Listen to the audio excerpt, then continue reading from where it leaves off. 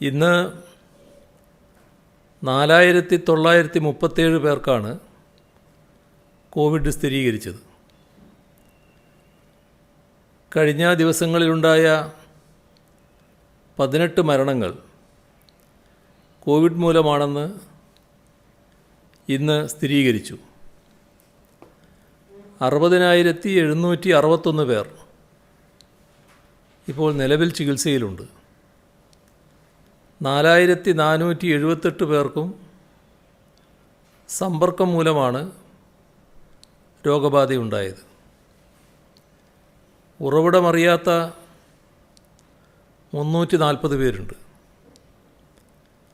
രോഗബാധ സ്ഥിരീകരിച്ചവരിൽ 29 പേർ ആരോഗ്യപ്രവർത്തകരാണ്.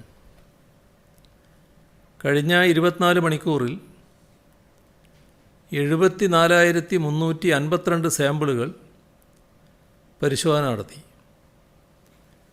5,439 പേർ രോഗമുക്തരായി. ഓരോ പ്രദേശത്തും കോവിഡ് റിപ്പോർട്ട് ചെയ്യുന്ന രീതിയിലും കാര്യക്ഷമതയിലും വ്യത്യാസമുള്ളതുകൊണ്ട് രോഗവ്യാപനം പരിശോധിക്കാൻ സെറോ പ്രിവലൻസ് പഠനത്തെയാണ് ആശ്രയിക്കുന്നത്. കഴിഞ്ഞ ദിവസം അതേക്കുറിച്ച് ഇവിടെ വിശദമാക്കിയതാണ്. സെറോ പ്രിവലൻസ് പഠനം അനുസരിച്ച് ഇന്ത്യയിൽ 21 കേസ് ഉണ്ടാകുമ്പോൾ ഒരു കേസാണ് ഔദ്യോഗികമായി റിപ്പോർട്ട് ചെയ്യപ്പെടുന്നത്. കേരളത്തിൽ 1/3 എന്ന രീതിയിൽ കേസ് റിപ്പോർട്ട് ചെയ്യപ്പെടുന്നു. ഈ കണക്ക് കാണിക്കുന്നത് കേരളത്തിലെ ആരോഗ്യ സംവിധാനത്തിൻ്റെ മികവിലേക്കും ഇവിടെ നടപ്പിലാക്കുന്ന സർവൈലൻസിൻ്റെയും റിപ്പോർട്ടിങ്ങിൻ്റെയും കാര്യക്ഷമതയിലേക്കുമാണ്. തൊട്ടടുത്ത സംസ്ഥാനമായ കർണാടകയിൽ 27 കേസ് ഉണ്ടാകുമ്പോഴാണ് ഒരു കേസ് റിപ്പോർട്ട് ചെയ്യപ്പെടുന്നത്. തമിഴ്നാട്ടിൽ 24 കേസ് ഉണ്ടാകുമ്പോഴാണ് ഒരു കേസ് റിപ്പോർട്ട് ചെയ്യുന്നത്. കേരളത്തിൽ രോഗികളുടെ എണ്ണം കൂടുന്നുവെന്ന തോന്നൽ എന്തുകൊണ്ടുണ്ടാകുന്നുവെന്ന് ഇതിൽ നിന്നും വ്യക്തമാണല്ലോ. രണ്ടാമത്തെ പ്രധാനപ്പെട്ട പഠനമാണ് എക്സസ് ഡെത്ത് അനാലിസിസ്. കോവിഡ് മൂലമുള്ള മരണങ്ങൾ റിപ്പോർട്ട് ചെയ്യപ്പെടുന്നത് ശാസ്ത്രീയമായി വിലയിരുത്താനാണ് ഈ പഠനത്തെ ആശ്രയിക്കുന്നത്. തൊട്ടു മുൻപത്തെ വർഷം എത്ര മരണങ്ങളുണ്ടായി എന്നും നടപ്പ് വർഷം അതേ ഘട്ടത്തിൽ എത്ര മരണങ്ങളുണ്ടായി എന്നും താരതമ്യം ചെയ്യുകയാണ് എക്സസ് ഡെത്ത് അനാലിസിസ് ചെയ്യുന്നത്. ലോകത്തെ പ്രമുഖമായ ചില സർവകലാശാലകൾ ഒരുമിച്ച് ചേർന്ന് വേൾഡ് മോർട്ടാലിറ്റി ഡാറ്റാ സെറ്റ് എന്ന പഠനം ജനുവരി 27 ഓൺലൈനായി പ്രസിദ്ധീകരിച്ചിട്ടുണ്ട്. 77 രാജ്യങ്ങളുടെ എക്സസ് ഡെത്ത് അനാലിസിസാണ് ആ റിപ്പോർട്ടിൽ അവർ പുറത്തുവിട്ടത്. അതിൽ 51 രാജ്യങ്ങളിൽ മരണങ്ങളിൽ ഗണ്യമായ വർധനവുണ്ടായി. അമേരിക്കയിൽ 14% മരണങ്ങളാണ് 2019 അപേക്ഷിച്ച് കോവിഡ് പടർന്ന 2020 ഫ്രാൻസിൽ 8%, ഇറ്റലിയിൽ 10%, സ്വീഡനിൽ 11%, UK-യിൽ 13%, റഷ്യയിൽ 15%. ഈ കണക്കിലാണ് മരണസംഖ്യ വർദ്ധിച്ചത്. അതേസമയം 6 രാജ്യങ്ങളിൽ കോവിഡ് കാലത്ത് മുൻ വർഷത്തേക്കാൾ മരണം കുറയുന്ന പ്രതിഭാസവും ഉണ്ടായി.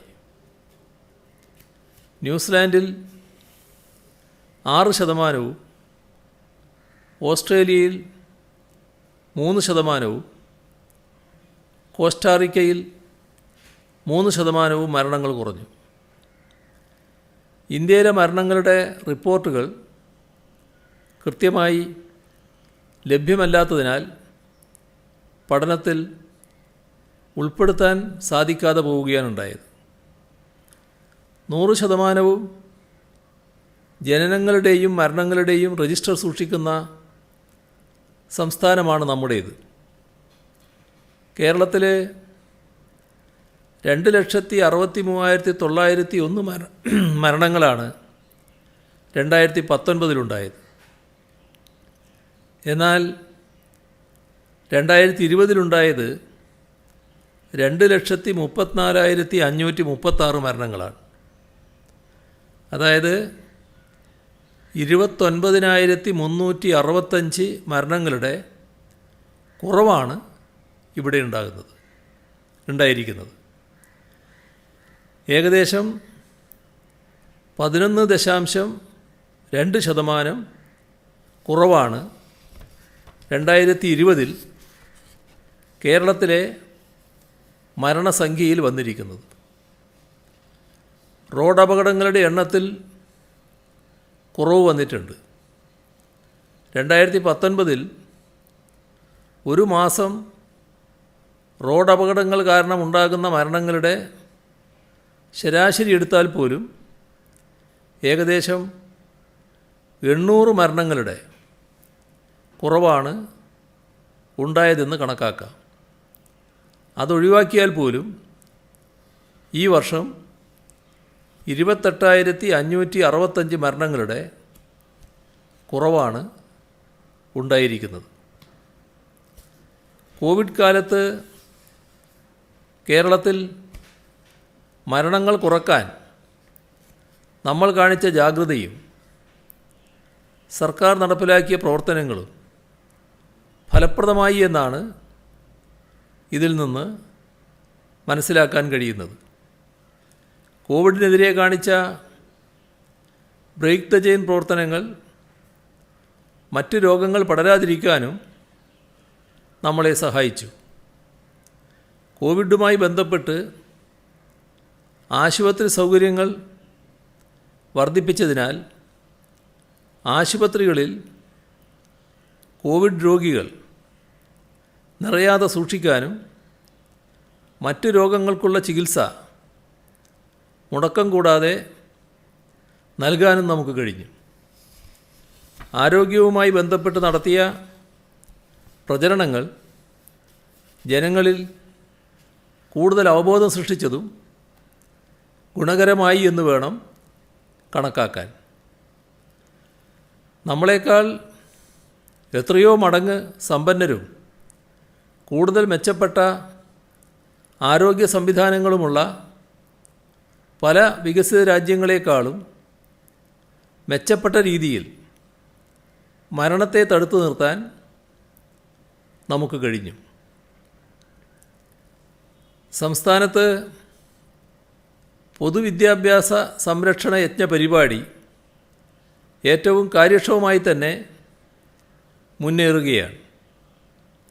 സ്കൂളുകൾ ഹൈടെക്കായത്, ക്ലാസ് മുറികൾ ഡിജിറ്റലായത് എല്ലാവർക്കും അറിവുള്ള കാര്യമാണ്. ഇന്നിപ്പോൾ മറ്റൊരു സന്തോഷം പങ്കുവെക്കാനുള്ളത് സർക്കാർ സ്കൂളുകൾ നവീകരിക്കുന്നതിൻ്റെ ഭാഗമായി 89 പൊതുവിദ്യാലയങ്ങൾ കൂടി ആ ഗണത്തിലേക്ക് എത്തുന്നു എന്നതാണ്. മറ്റന്നാളാണ് അതിൻ്റെ ഉദ്ഘാടനം. അതോടൊപ്പം നവീകരിച്ച 41 ഹയർ സെക്കൻഡറി ലാബോറട്ടറികളുടെയും ഉദ്ഘാടനവും നടക്കും. 68 സ്കൂൾ കെട്ടിടങ്ങളുടെ നവീകരണ പ്രവൃത്തികളുടെ ശിലാസ്ഥാപനവും മറ്റന്നാൾ നടക്കുകയാണ്. നമ്മുടെ വിദ്യാഭ്യാസ മേഖല അടിമുടി മാറുകയാണ്. ആ കൂട്ടത്തിൽ എടുത്തു പറയേണ്ട ഒരു കാര്യം, അടച്ചുപൂട്ടൽ ഭീഷണി നേരിട്ട 10 എയ്ഡഡ് സ്കൂളുകൾ ഏറ്റെടുക്കാൻ കഴിഞ്ഞ ദിവസം ചേർന്ന മന്ത്രിസഭാ യോഗം തീരുമാനിച്ച കാര്യമാണ്. സമഗ്രവും ആധികാരികവുമായ വിദ്യാഭ്യാസ നയമാണ് സർക്കാരിനുള്ളത്. സർക്കാർ സ്കൂളുകൾ മികവിൻ്റെ കേന്ദ്രങ്ങളായി മാറിയത് അതിൻ്റെ ഭാഗമായി തന്നെയാണ്. സ്കൂളുകളിൽ വിദ്യാർത്ഥികളുടെ എണ്ണം വർദ്ധിച്ചതും അതിൻ്റെ ഭാഗം തന്നെയാണ്. വിദ്യാഭ്യാസ മേഖലയുടെ വികസനത്തിൽ ഇനിയും മുന്നോട്ട് പോകാൻ തന്നെയാണ് സർക്കാർ ലക്ഷ്യമിടുന്നത്. ഇവിടെ മറ്റ് ചില വിഷയങ്ങൾ കൂടി പ്രതിപാദിക്കേണ്ടതുണ്ട്. PSCയെ നോക്കുകുത്തിയാക്കി പിൻവാതിൽ നിയമനങ്ങൾ നടക്കുന്നുവെന്ന് ചിലർ ആരോപിക്കുകയാണ്. മുൻ മുഖ്യമന്ത്രി ഉൾപ്പെടെ ഇത്തരം പ്രചാരണങ്ങളുമായി രംഗത്ത് വന്നത് കണ്ടു. സത്യം വിളിച്ചു പറയുന്ന കണക്കുകളാണ് ഇതിനുള്ള മറുപടി. LDF സർക്കാരിൻ്റെ 4 വർഷം 7 മാസ കാലയളവിൽ 4012 റാങ്ക് ലിസ്റ്റുകൾ PSC പ്രസിദ്ധീകരിച്ചിട്ടുണ്ട്. കഴിഞ്ഞ UDF സർക്കാരിൻ്റെ ഇതേ കാലയളവിൽ 3113 റാങ്ക് ലിസ്റ്റുകൾ മാത്രമാണ് പ്രസിദ്ധീകരിച്ചിരുന്നത്. പോലീസിൽ LDF സർക്കാരിൻ്റെ കാലയളവിൽ 13,825 നിയമനങ്ങൾ നടന്നിട്ടുണ്ട്. കഴിഞ്ഞ UDF സർക്കാരിൻ്റെ ഇതേ കാലയളവിൽ 4,791 നിയമനങ്ങളാണ് നടന്നിട്ടുള്ളത്. ഒരേ കാലയളവെടുത്താൽ വ്യത്യസ്ത കാലയളവിൽ 4,791 13,825 തമ്മിലുള്ള വ്യത്യാസം എല്ലാവർക്കും തിരിച്ചറിയാൻ കഴിയും. LD ക്ലാർക്ക് നിയമനത്തിൽ 2016-20 കാലയളവിൽ 19,120 പേർക്ക് നിയമനം നൽകിയിട്ടുണ്ട്. എന്നാൽ 2011-16 കാലയളവിൽ ഇത് 17,711 മാത്രമായിരുന്നു. നമ്മൾ കോവിഡ് അടക്കമുള്ള സാഹചര്യങ്ങളെ നേരിട്ടും അതിജീവിച്ചുമാണ് ഇത്തരം നിയമനങ്ങൾ നടത്തിയത് എന്ന പ്രത്യേകതയുണ്ട്. എല്ലാവർക്കും അവസരം നൽകുകയും അർഹതപ്പെട്ട ഒഴിവുകൾ സമയബന്ധിതമായി നികത്തുന്നതിനും പ്രതിജ്ഞാബദ്ധമായ നിലപാടാണ് സർക്കാർ സ്വീകരിച്ചിട്ടുള്ളത്. ഈ സർക്കാർ വന്ന ശേഷം 1,57,909 നിയമന ശുപാർശകളാണ് PSC നൽകിയിട്ടുള്ളത്. നിലവിലുള്ള ഒഴിവുകൾ റിപ്പോർട്ട് ചെയ്യുക മാത്രമല്ല, 27,000 സ്ഥിരം തസ്തികകൾ ഉൾപ്പെടെ 44,000 പുതിയ തസ്തികകളും സൃഷ്ടിച്ചിട്ടുണ്ട്. കഴിഞ്ഞ UDF സർക്കാരിൻ്റെ കാലത്തേക്കാൾ കൂടുതൽ നിയമനങ്ങളും നിയമന ശുപാർശകളും സർക്കാർ നടപ്പാക്കി എന്നതാണ് ഏത് കണക്കും വ്യക്തമാക്കുന്നത്. ഇപ്പോൾ സംസ്ഥാനത്തെ ചില പ്രധാനപ്പെട്ട തസ്തികകളിലുള്ള താരതമ്യം വേണമെങ്കിൽ പരിശോധിക്കാം. അപ്പോൾ UDF കാലത്തിൽ നിന്ന് LDFൻ്റെ കാലത്തുണ്ടായ വർധനവിൻ്റെ തോത് മനസ്സിലാക്കാനാവും. LDC 17,711, 17,711 UDFൻ്റെ കാലത്ത്, 19,120 LDFൻ്റെ കാലത്ത്. പോലീസ് നിയമനം 4,796 UDFൻ്റെ കാലത്ത്, 13,825 LDFൻ്റെ കാലത്ത്. LPSA 1,630 UDFൻ്റെ കാലത്ത്, 7,322 LDFൻ്റെ കാലത്ത്. UPSA 802 UDFൻ്റെ കാലത്ത്, 4,446 LDFൻ്റെ കാലത്ത്. സ്റ്റാഫ് നേഴ്സ് ഹെൽത്ത് 1,608 UDFൻ്റെ കാലത്ത്, 3,607 LDFൻ്റെ കാലത്ത്. അസിസ്റ്റൻറ്റ് സർജൻ ഹെൽത്ത് 2,435 UDFൻ്റെ കാലത്ത്, 3,324 LDFൻ്റെ കാലത്ത്. സ്റ്റാഫ് നേഴ്സ് മെഡിക്കൽ വിദ്യാഭ്യാസം 924 UDFൻ്റെ കാലത്ത്, 2,200 LDFൻ്റെ കാലത്ത്. ഇതിൻ്റെ കൂടെ കാണേണ്ടത് ആദിവാസി മേഖലയിൽ നിന്ന് സ്പെഷ്യൽ റിക്രൂട്ട്മെൻറ്റ് വഴി പോലീസ് സേനയിലേക്കും എക്സൈസ് വകുപ്പിലേക്കും സർക്കാരിൻ്റെ പ്രത്യേക നിർദ്ദേശപ്രകാരം നിയമനം നടത്തിയിട്ടുമുണ്ട്. ഇപ്പോൾ നിലവിൽ നിയമന ലിസ്റ്റിൻ്റെ പേരിലുള്ള പ്രതിപക്ഷ സമരം യഥാർത്ഥത്തിൽ സംസ്ഥാനത്തെ ഉദ്യോഗാർത്ഥികളുടെ താൽപ്പര്യത്തിന് വിരുദ്ധമായ ഒന്നാണ്. LDF സർക്കാരിനെതിരെ പ്രതിപക്ഷം നടത്തിയ എല്ലാ അപവാദ പ്രചരണങ്ങളും കുൽസിത നീക്കങ്ങളും പൊളിഞ്ഞു. അപ്പോഴാണ് തെരഞ്ഞെടുപ്പ് അടുത്തിരിക്കുകയാണല്ലോ. അപ്പോൾ അത് മുന്നിൽ കണ്ടുകൊണ്ട് പ്രതിപക്ഷം രംഗത്തിറങ്ങിയത്.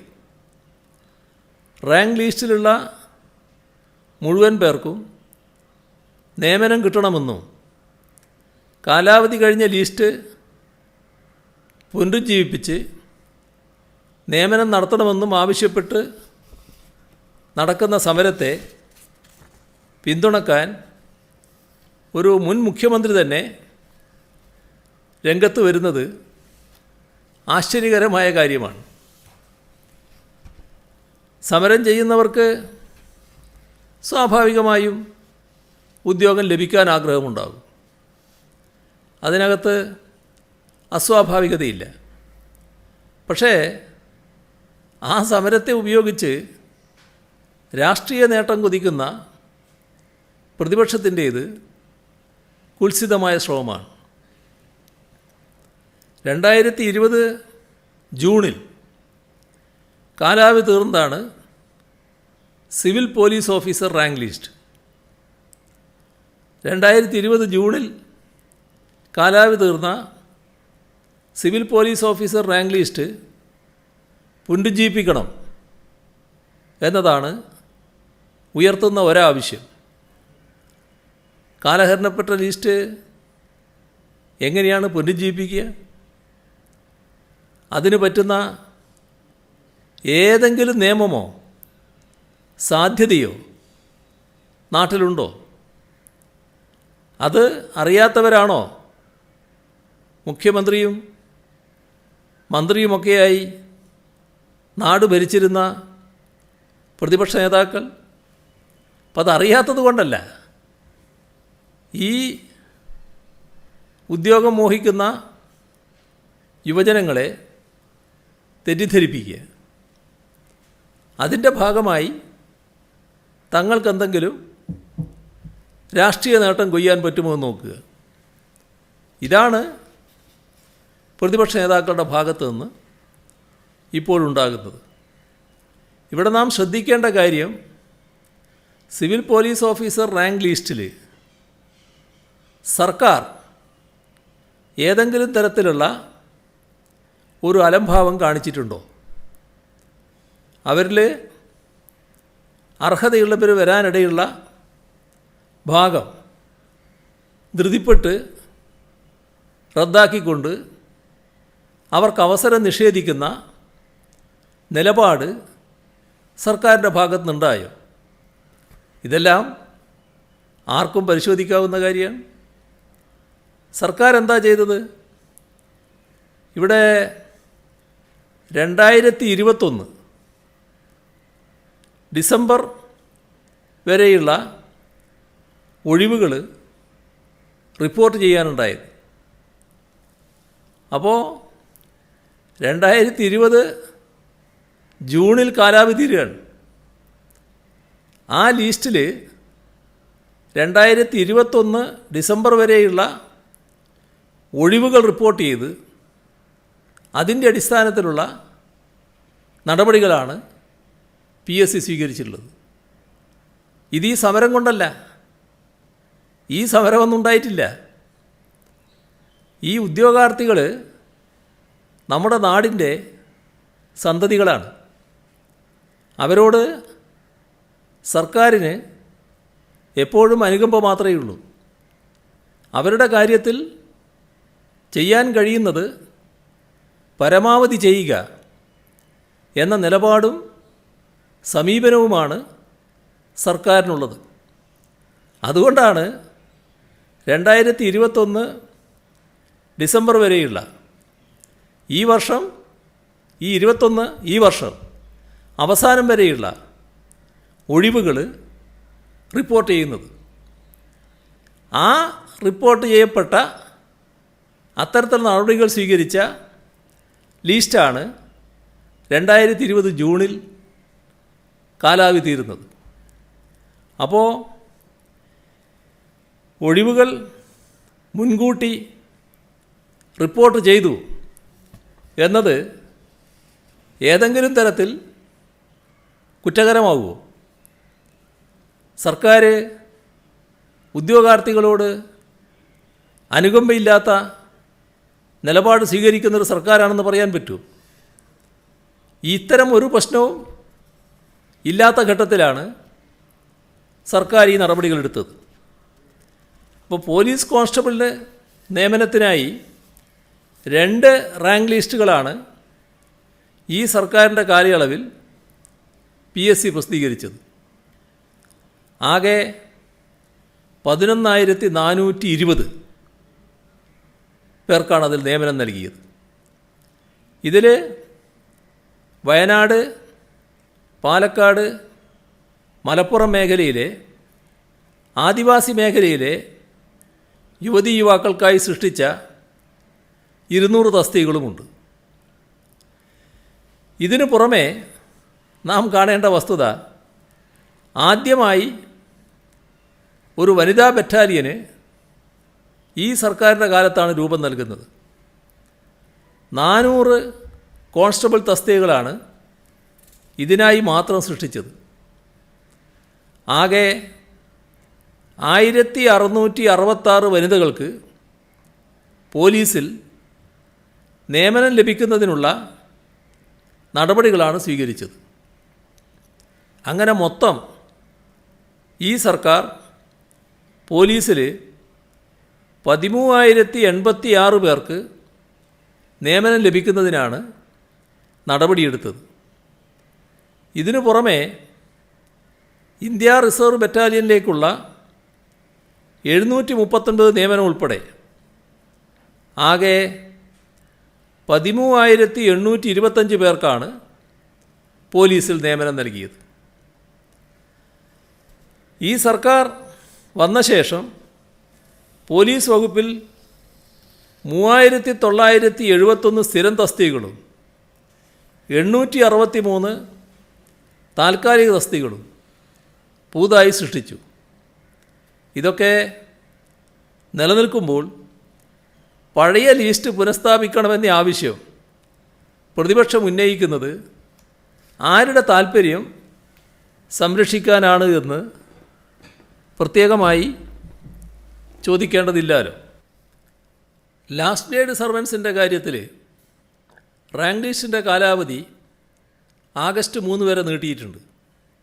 അതുകൊണ്ട് തന്നെ ഏപ്രിൽ മെയ് മാസങ്ങളിൽ റിട്ടയർമെൻറ്റ് മൂലം വരുന്ന ഒഴിവുകളും ഇപ്പോഴത്തെ ലിസ്റ്റുള്ളവർക്ക് ലഭിക്കും. ലാസ്റ്റ് ഗ്രേഡ് തസ്തികയിൽ നിയമനം പരിശോധിച്ചാൽ റാങ്ക് ലിസ്റ്റിൽ പിന്നിലുള്ളവർക്കും മുൻകാലങ്ങളിൽ നിയമനം ലഭിച്ചിട്ടുണ്ട്. അതൊരു വസ്തുതയാണ്.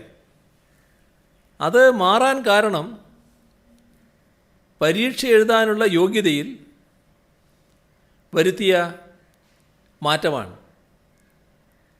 ആ മാറ്റം 2011 ഉണ്ടായത്.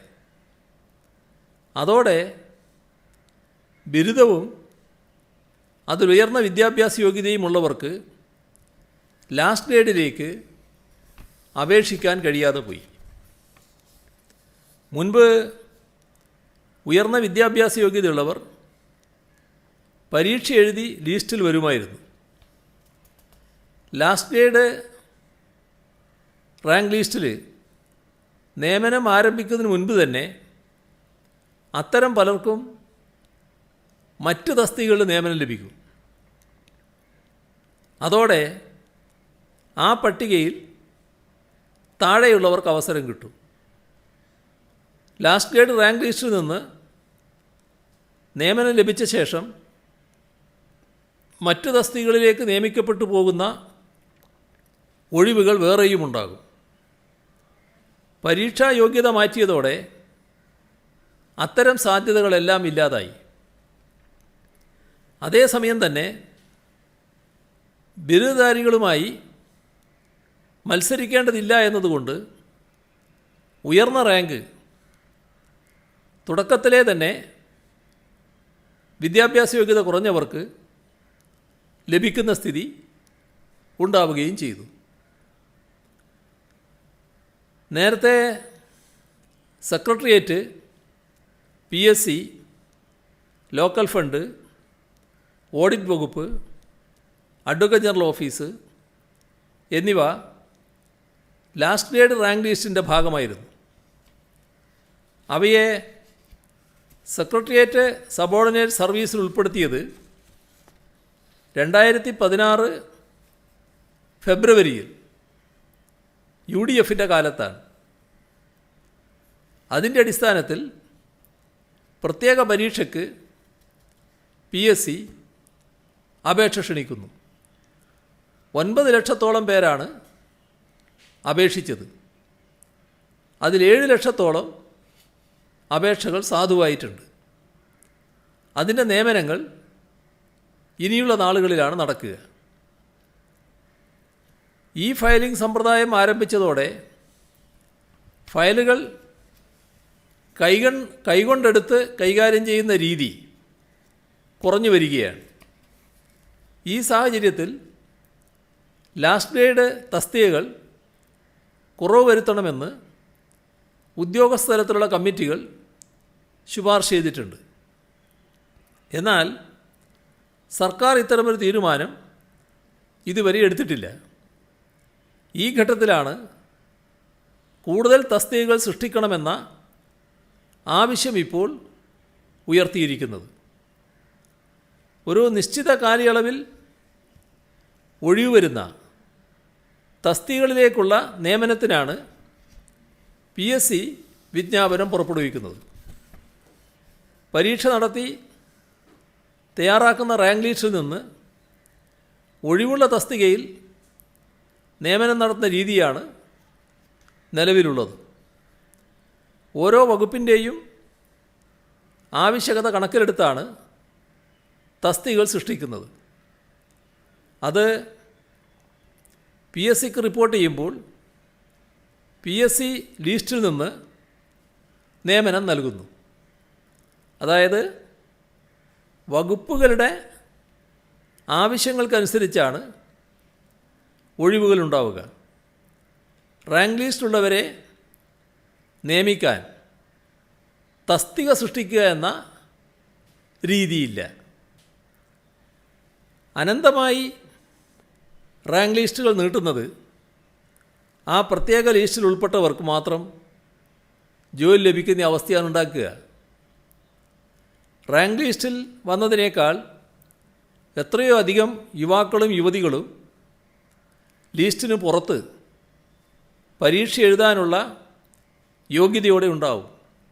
ഓരോ വർഷവും പുതിയ പുതിയ ആളുകൾ കൂട്ടത്തോടെ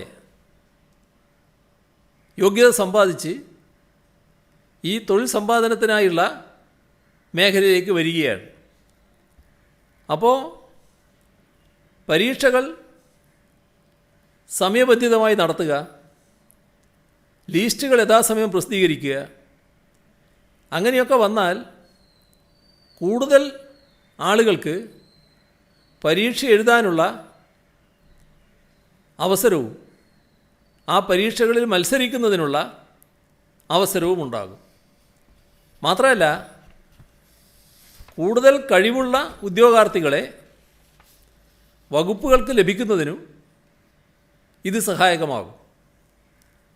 ലിസ്റ്റുകൾ അനന്തമായി നീട്ടുന്നതും ഈ നീട്ടലിൻ്റെ ഭാഗമായി അടുത്ത ലിസ്റ്റിൻ്റെ കാലയളവിൽ ലഭിക്കേണ്ട തൊഴിലവസരങ്ങൾ പോലും നൽകുന്നതും പുതിയ തലമുറക്ക് അവസരം നിഷേധിക്കുന്നതിന് തുല്യമാണ്.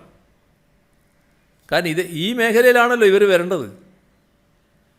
അപ്പോൾ അവർക്ക് അവിടെ നിയമിച്ചു പോയാൽ പിന്നെ പുതിയ ആളുകൾക്ക് നിയമനത്തിന് സാധ്യതയുണ്ടാവില്ല. കേന്ദ്ര സർക്കാരും മറ്റും റാങ്ക് ലിസ്റ്റുകൾക്ക് കേരളത്തിലെ അത്രയും കാലാവധി വെക്കുന്നില്ല എന്നുള്ളത് നമ്മളിവിടെ കാണേണ്ടതുമാണ്. PSC റാങ്ക് ലിസ്റ്റ് നിലവിലുള്ള തസ്തികകളിൽ പോലും ദിവസവേതനക്കാരെ നിയമിക്കുന്ന നില കഴിഞ്ഞ UDF സർക്കാർ സ്വീകരിച്ചു. അത് LDF ചെയ്തിട്ടില്ല. അത് തിരുത്തിയത് LDF സർക്കാരാണ്. ഇവിടെ സെക്രട്ടേറിയറ്റ് സെക്യൂരിറ്റി നിയമനം ഇതിൻ്റെ ഉദാഹരണമായി പറയാൻ പറ്റുന്നൊരു കാര്യമാണ്. താൽക്കാലിക ജീവനക്കാരെ സ്ഥിരപ്പെടുത്തിയെന്ന മറ്റൊരു പ്രചരണമാണ് നടക്കുന്നത്.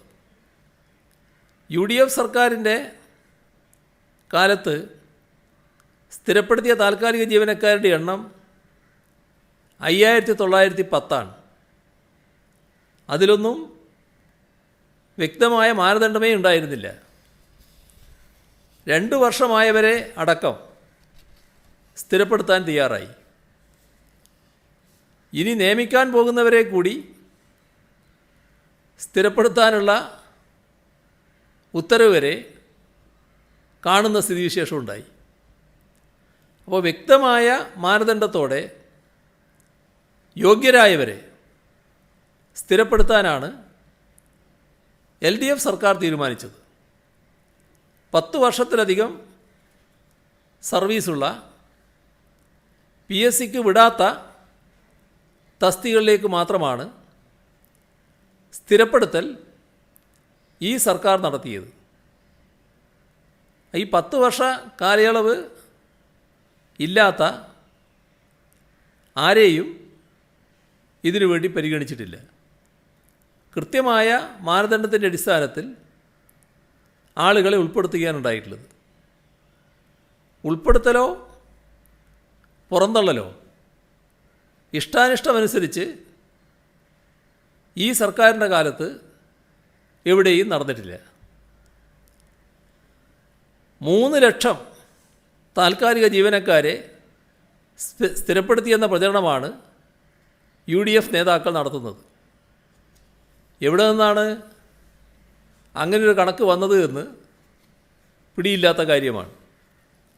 ഇപ്പോൾ സംസ്ഥാനത്തെ ആകെ ജീവനക്കാരുടെ എണ്ണം 5,28,231. അപ്പോൾ എവിടെ നിന്നാണ് ഇത്തരത്തിലുള്ള കണക്ക് കൊണ്ടുവരുന്നത് എന്ന് അവർ തന്നെ വ്യക്തമാക്കിയാലേ മനസ്സിലാവും. റാങ്ക് ലിസ്റ്റിലുള്ള എല്ലാവർക്കും അഡ്വൈസ് ലഭിക്കണമെന്ന വിചിത്രമായ വാദഗതി ചിലർ ഉയർത്തുന്നുണ്ട്. റിപ്പോർട്ട് ചെയ്യപ്പെടുന്ന ഒഴിവുകളുടെ 5 ഇരട്ടിയോളം വരും റാങ്ക് ലിസ്റ്റ്.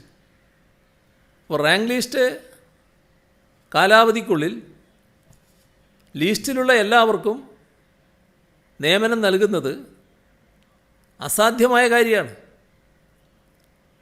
PSC റാങ്ക് ലിസ്റ്റുകളുടെ കാര്യത്തിൽ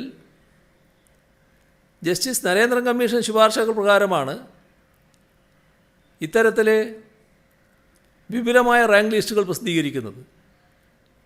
അത്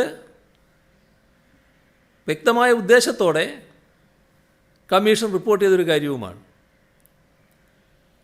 കരാർ നിയമനങ്ങൾ സ്ഥിരപ്പെടുത്തുന്നത് വഴി PSC റാങ്ക് ലിസ്റ്റുള്ളവർക്ക് നഷ്ടം സംഭവിക്കുന്നു എന്ന് പറയുന്നത് തീർത്തും അടിസ്ഥാനരഹിതമായ വ്യാജപ്രചരണമാണ്.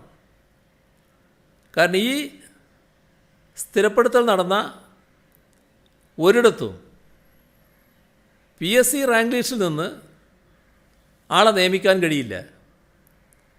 കാരണം അവിടെയൊന്നും PSCക്ക് വിട്ട സ്ഥലമല്ല. PSC വിചാരിച്ചാലോ ആ വകുപ്പ് വിചാരിച്ചാലോ ഇപ്പോൾ അവരെ അവിടെ നിയമിക്കാനാവില്ല. PSCക്ക് നിയമനങ്ങൾ വിട്ട സർക്കാർ വകുപ്പിലോ സ്ഥാപനത്തിലോ താൽക്കാലിക ജീവനക്കാരെ സ്ഥിരപ്പെടുത്തുന്നില്ല.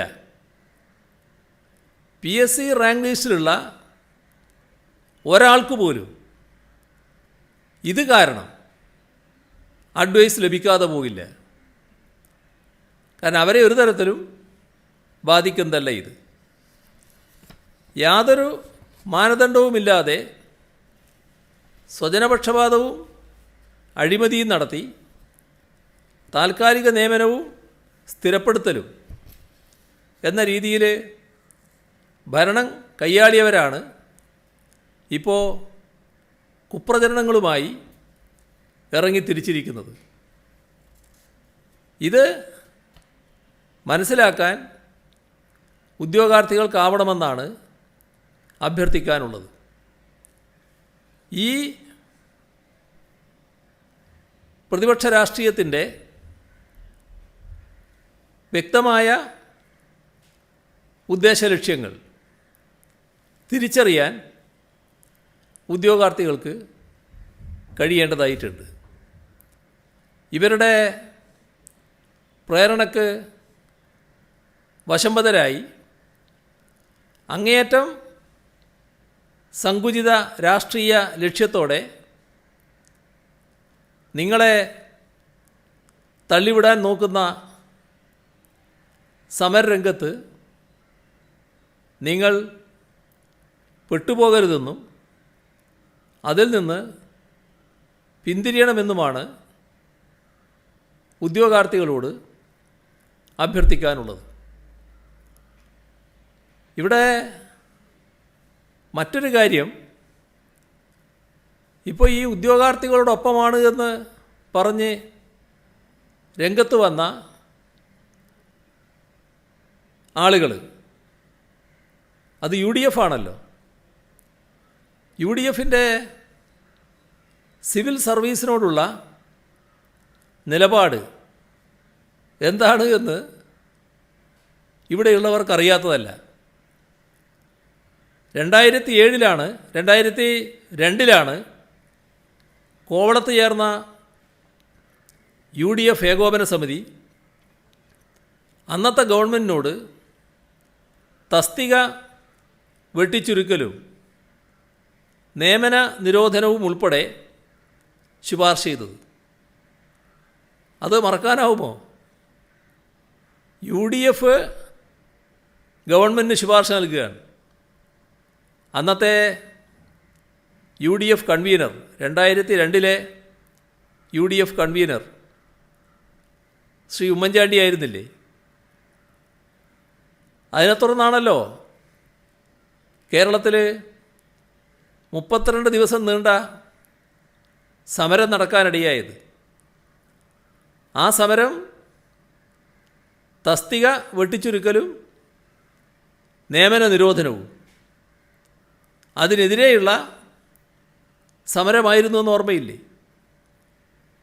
ജീവനക്കാരെയും ബഹുജനങ്ങളെയും തമ്മിലടിപ്പിക്കാനുള്ള കുപ്രചരണങ്ങളല്ലേ അന്ന് അഴിച്ചുവിട്ടത്?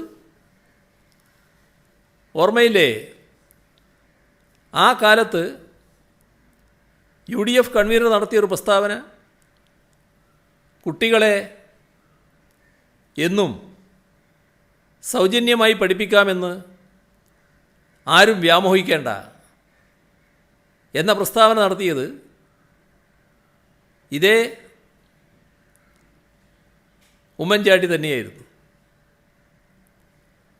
ആ നിലപാടൊക്കെ ഇപ്പോഴുമുണ്ടോ? ഇപ്പോഴ് 6,80,000 വിദ്യാർത്ഥികൾ ഈ LDF കാലയളവിൽ പൊതുവിദ്യാഭ്യാസ സ്ഥാപനങ്ങളിൽ കൂടുതലായി വന്നു ചേർന്നു എന്ന വാർത്ത നമ്മളെല്ലാം കേട്ടതല്ലേ? അപ്പോൾ ആ ഘട്ടത്തിൽ പഴയ നിലപാട് തന്നെയാണോ UDFനും അന്നത്തെ കൺവീനർക്കുമുള്ളത്? ജീവനക്കാർക്കുള്ള എല്ലാ ആനുകൂല്യങ്ങളും തകർക്കുന്ന കരിനിയമങ്ങളായിരുന്നു UDF കൊണ്ടുവന്നത്. ഈ നാടിൻ്റെ ചരിത്രത്തിൽ ആ കരിനിയമങ്ങളെല്ലാം മാറ്റം വരുത്തിയത് തുറന്നു വന്ന LDF സർക്കാരായിരുന്നുവെന്ന് അറിയാത്തവരുണ്ടോ? ഇപ്പോഴ് ലാസ്റ്റ് ഗ്രേഡിന് കൂടുതൽ തസ്തികകൾ നൽകണമെന്ന് പറഞ്ഞുകൊണ്ട് സമരം ചെയ്യുന്ന കോൺഗ്രസ് കേന്ദ്രത്തിൽ അധികാരത്തിലിരിക്കുമ്പോഴാണ് ലാസ്റ്റ് ഗ്രേഡിൽ നിയമനം തന്നെ പാടില്ലെന്ന് പറഞ്ഞ് പ്രത്യേക സർക്കുലർ ഇറക്കിയത്. അത് മറന്നുപോയോ?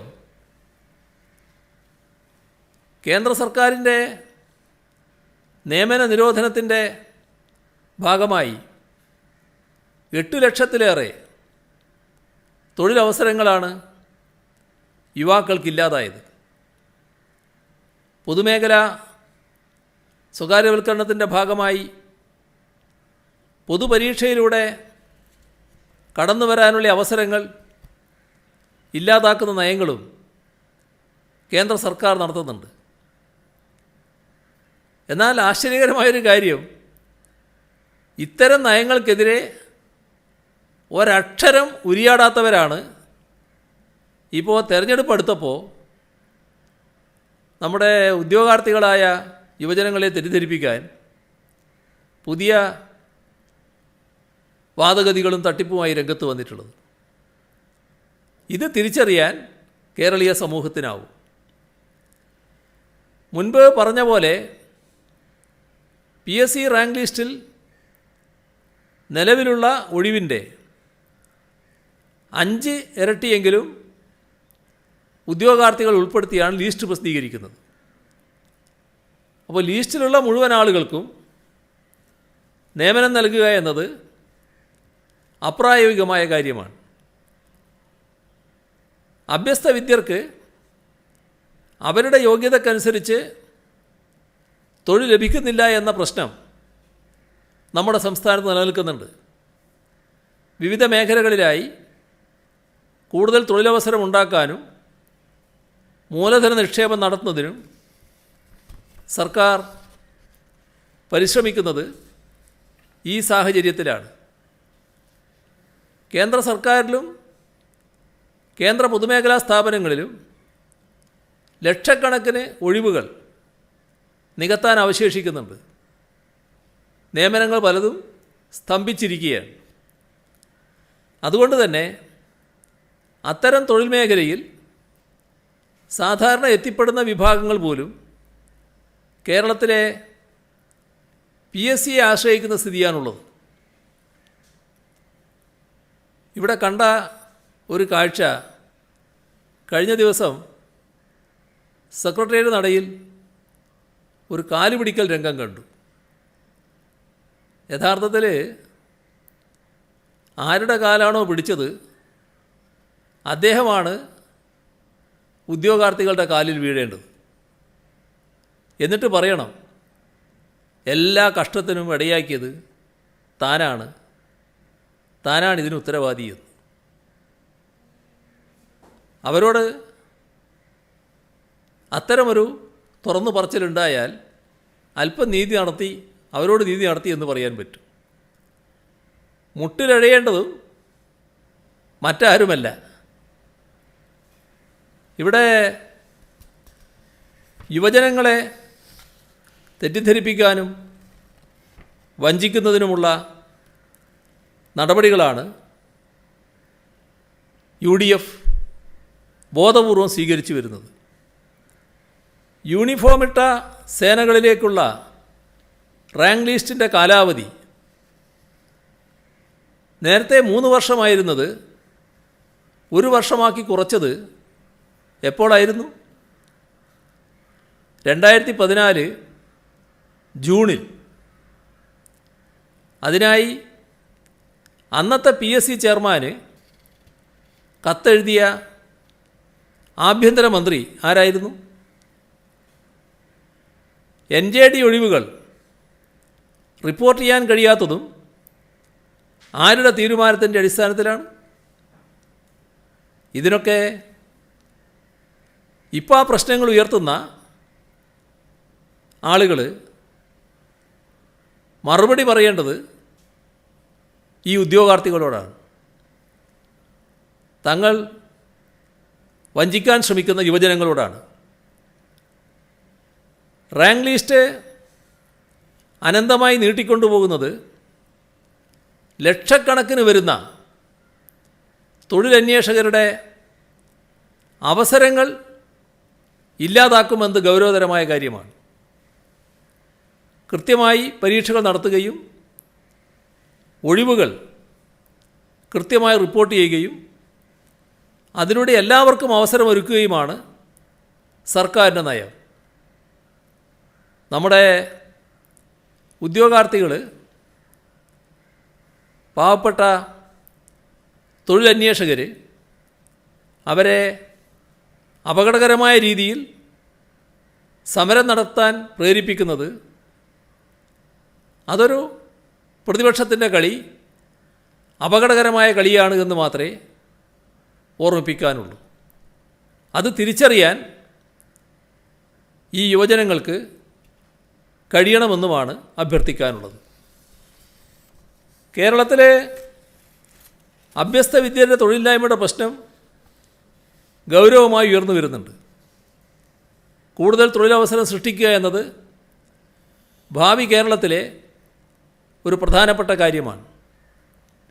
അതിനായി പൊതുമേഖലാ സംവിധാനത്തെ ശക്തിപ്പെടുത്തുന്നതിനും പശ്ചാത്തല സൗകര്യങ്ങൾ വൻതോതിൽ മെച്ചപ്പെടുത്തി സ്വകാര്യ മൂലധനത്തെ ആകർഷിക്കുന്നതിനും നമുക്ക് കഴിയേണ്ടതുണ്ട്. ഇപ്പോൾ 100 ദിന കർമ്മ പരിപാടിയിലൂടെ ഒന്നാം ഘട്ടത്തിൽ 1,21,083 തൊഴിലവസരങ്ങൾ, 50,000 നമ്മൾ പ്രതീക്ഷിച്ചത്. പക്ഷേ 1,21,083 തൊഴിലവസരങ്ങൾ സൃഷ്ടിക്കാൻ കഴിഞ്ഞു. രണ്ടാം ഘട്ടം പൂർണ്ണമായില്ല. നേരത്തെയുള്ള പരിശോധനയിൽ തന്നെ 49,615 തൊഴിലവസരങ്ങൾ സൃഷ്ടിക്കപ്പെട്ടിട്ടുണ്ട്. ഇനി അത് വർദ്ധിപ്പിക്കും. ഇത്തരത്തിലൊരു കർമ്മ പദ്ധതിയാണ് സർക്കാർ ആസൂത്രണം ചെയ്തിട്ടുള്ളത്. നമ്മുടെ നാട്ടിൽ UDF കാലത്ത് 300 സ്റ്റാർട്ടപ്പുകളാണ് തുടങ്ങിയത്. പക്ഷേ ഈ സർക്കാർ 3,900 സ്റ്റാർട്ടപ്പുകളാണ് ആരംഭിച്ചത്. തൊഴിൽ സംരംഭങ്ങൾ UDFൻ്റെ കാലത്ത് 10,177 തുടങ്ങിയത്. ഈ സർക്കാരിൻ്റെ കാലത്ത് 30,176 സംരംഭങ്ങളാണ് തുടങ്ങിയത്. UDF കാലത്ത് IT പാർക്കുകളിൽ 85.1 ലക്ഷം ചതുരശ്ര അടിയാണ് ഇടം വർദ്ധിപ്പിച്ചത്. ഇപ്പോഴത് 102.7 ലക്ഷം ചതുരശ്ര അടി സ്ഥലം കൂട്ടിച്ചേർത്തിരിക്കുന്നു. ഇതോടൊപ്പം കാർഷിക മേഖലയെ വികസിപ്പിക്കുക, കാർഷിക ഉൽപ്പന്നങ്ങളുടെ മൂല്യവർദ്ധിത ഉൽപ്പന്നങ്ങൾ നിർമ്മിക്കുന്നതിനുള്ള നടപടികൾ ശക്തിപ്പെടുത്തുക, ഇതൊക്കെ നാട്ടിൽ തൊഴിലവസരങ്ങൾ വർദ്ധിപ്പിക്കാൻ ഉതകുന്നതാണ്. അപ്പോൾ നാം ഉദ്ദേശിക്കുന്നത് ഇവിടെയുള്ളവർക്ക് ഇവിടെ തന്നെ തൊഴിൽ ചെയ്ത് ജീവിക്കാൻ ഉതകുന്ന സാഹചര്യം സൃഷ്ടിക്കുക. അതിനാണ് ഈ സർക്കാർ പ്രഥമ പരിഗണന നൽകുന്നത്. അതോടൊപ്പം സംസ്ഥാനത്തിന് പുറത്തും രാജ്യത്തിന് പുറത്തും ഉള്ള തൊഴിൽ സാധ്യതകളെ കൂടി ഉപയോഗപ്പെടുത്തുന്ന വിധം ഇടപെട്ട് മുന്നോട്ട് പോകാനുമാണ് സർക്കാർ തയ്യാറാകുന്നത്. എല്ലാം നമ്മുടെ നാടിൻ്റെ യുവതയെ കണ്ടുകൊണ്ടതാണ്. യുവതയ്ക്ക് സംതൃപ്തമായൊരവസ്ഥ ഉണ്ടാക്കുക, നിരാശയിൽ നിന്ന് പ്രത്യാശയിലേക്ക് യുവതയെ ഉയർത്തിക്കൊണ്ടുവരിക, ഈ സമീപനമാണ് സർക്കാർ ഇതേവരെ സ്വീകരിച്ചിട്ടുള്ളത് എന്നത് നമ്മുടെ നാട്ടിലെ യുവജനങ്ങൾ തിരിച്ചറിഞ്ഞ കാര്യമാണ്. രാഷ്ട്രീയ ദുഷ്ടലക്ഷ്യത്തിനായി ഉദ്യോഗാർത്ഥികളുടെ വികാരം ഉപയോഗപ്പെടുന്ന രീതി നമ്മുടെ സമൂഹം തിരിച്ചറിയണം. ഒരു കാര്യം മാത്രമേ പൊതുവെ ഈ സമരം ചെയ്യുന്ന ഉദ്യോഗാർത്ഥികളോട് അഭ്യർത്ഥിക്കാനുള്ളൂ. കക്ഷി രാഷ്ട്രീയ താൽപ്പര്യങ്ങൾക്കിടയിൽ കുരുങ്ങി അപകടാവസ്ഥയിലേക്ക് പോകുന്ന നില ഉണ്ടാകാതെ ശ്രദ്ധിക്കാൻ കഴിയണമെന്നാണ് എനിക്ക് അഭ്യർത്ഥിക്കാനുള്ളത്. നിങ്ങളോടൊപ്പം ഈ സർക്കാർ എല്ലാ കാലത്തും ഉണ്ടാകും. പക്ഷേ നിയതമായ മാനദണ്ഡങ്ങളനുസരിച്ച് മാത്രമേ നമ്മുടെ റാങ്ക് ലിസ്റ്റിലുള്ളവർക്ക് തൊഴിൽ നൽകാൻ കഴിയുകയുള്ളൂ. ഞാൻ റാങ്ക് ലിസ്റ്റിൽ പെട്ടിരിക്കുന്നു, അതുകൊണ്ട് എനിക്ക് തൊഴിൽ നൽകണമെന്ന് പറഞ്ഞാൽ, അല്ലെങ്കിൽ ഞങ്ങൾ കുറച്ച് പേർ റാങ്ക് ലിസ്റ്റിലുണ്ട്, ഞങ്ങൾ ഈ കുറച്ച് പേർക്ക് തൊഴിൽ നൽകണമെന്ന് പറഞ്ഞാൽ നമ്മുടെ നാട്ടിൽ നിലനിൽക്കുന്ന മാനദണ്ഡമനുസരിച്ച് അർഹതയുണ്ടെങ്കിൽ മാത്രമേ തൊഴിൽ ലഭിക്കൂ. അത് മനസ്സിലാക്കാൻ എല്ലാവരും തയ്യാറാകണം.